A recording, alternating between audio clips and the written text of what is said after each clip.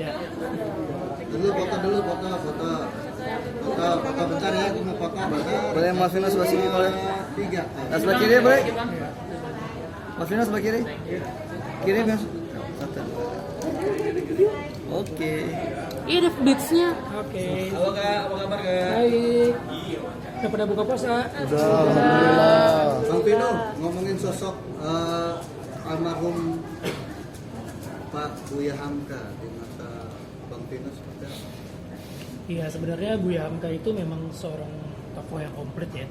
Beliau itu selain pahlawan nasional, beliau juga ulama, sastrawan, jurnalis juga seperti teman-teman semua, wartawan, dia punya media juga. Jadi memang sosok yang luar biasa sekali. Di samping memang dia ada seorang suami dan kepala dalam keluarga.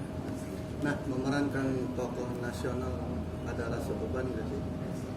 Beban pasti ada lah, karena memang tokoh nasional ini apalagi seorang ulama gitu punya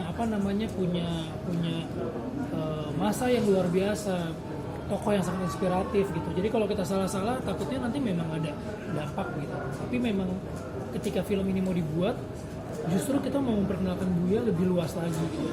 Bukan cuma hanya dari karya-karyanya kita kenal seperti Tenggelamnya Kapal Van der Wijk, Di Bawah Lindungan Ka'bah, tapi beliau ini juga seorang pahlawan nasional, pejuang nasional yang berkontribusi luar biasa sekali gitu, berjuang untuk kemerdekaan Indonesia gitu. Dan salah satunya beliau juga menulis bukan hanya buku-buku roman, tapi tafsir-tafsir agama yang bukan cuma diakui di Indonesia, tapi sampai ke Kairo, sampai ke Al-Azhar.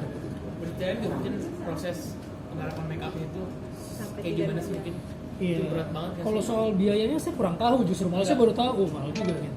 Tapi kalau misalnya pengerjaan itu memang lama sekali sih. Waktu kita tes makeup itu sampai 6 jam. Pengerjaan itu 6 jam.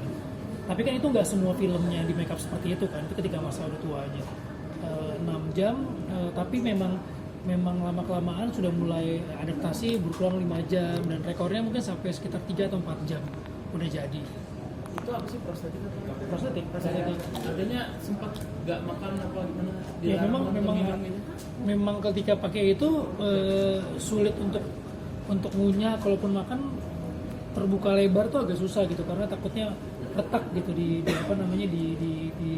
bagian mulut.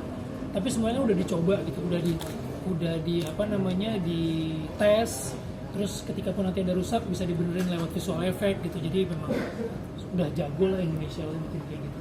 Kalau efek sampingnya mungkin dari pakai make up itu jadi lebih langsing Mbak, karena susah makan.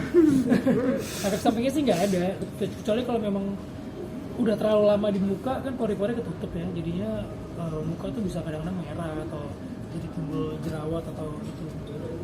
Mungkin kemarin pakai makeupnya tersebut berapa lama sih totalnya?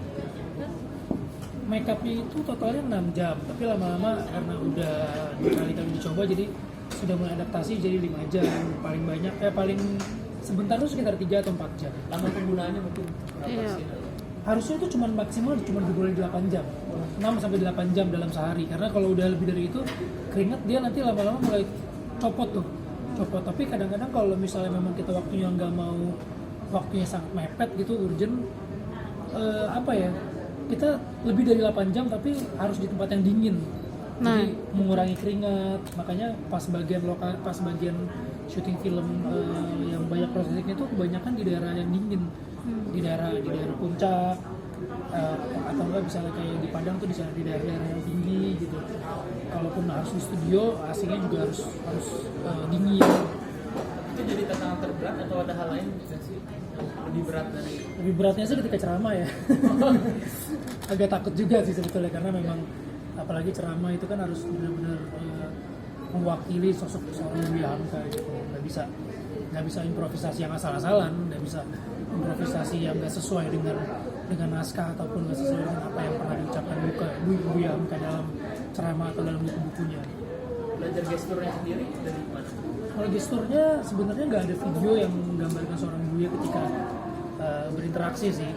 Saya pelajari dari foto-fotonya, dari buku-bukunya, dari keluarganya. Saya ketemu keluarganya itu berkali-kali cerita Buya tuh kalau jalan seperti apa. Dan paling ada kalau video itu di saat dia ceramah. Tapi kalau ceramah duduk, pertama cuma diri gitu. Nah, jadi yang saya tiru gestur dia berceramah sama intonasi suaranya. Adegan apa yang berulang-ulang kali harus ulang take? Yang harus berulang-ulang kali itu ketika ngomong bahasa Minang itu dalam durasi yang panjang. Nah itu kadang-kadang keseleo terus tuh, karena bahasa Minang yang dipakai di sini bukan bahasa Minang yang sekarang gitu, tapi bahasa Minangnya tempo dulu gitu. Jadi kalau orang-orang Padang nih yang kayak tadi ada rombongan ibu-ibu dari perkumpulan Padang, seperti tadi juga ada teman-teman wartawan yang dari Padang, pasti dia tahu gitu. Ini bahasa Padangnya bukan bahasa Padang yang sekarang, tapi bahasa Padang yang dulu. Nah itu tuh yang harus hati-hati, jangan sampai pemakaian bahasanya itu salah tahun, salah periode.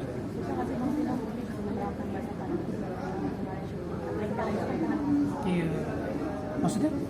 Bahasa Padangnya Bahasa pada buat belajar bahasa Padang. Oh iya, kalau waktu dulu sih sebenarnya saya emang bapak saya dari Padang gitu. Cuman karena memang bahasa Padang tidak digunakan sehari-hari dalam rumah, jadi saya lebih ngerti kalau orang ngomong Padang saya tahu, tapi kalau saya suruh ngomong Padang tuh agak sulit gitu.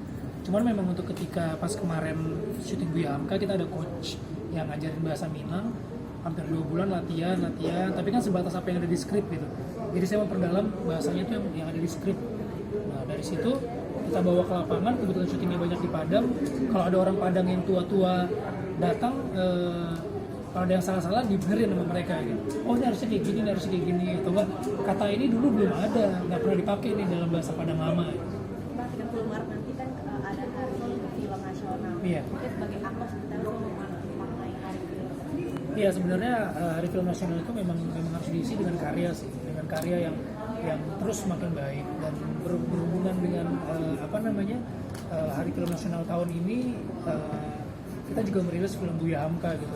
Jadinya sebuah momen yang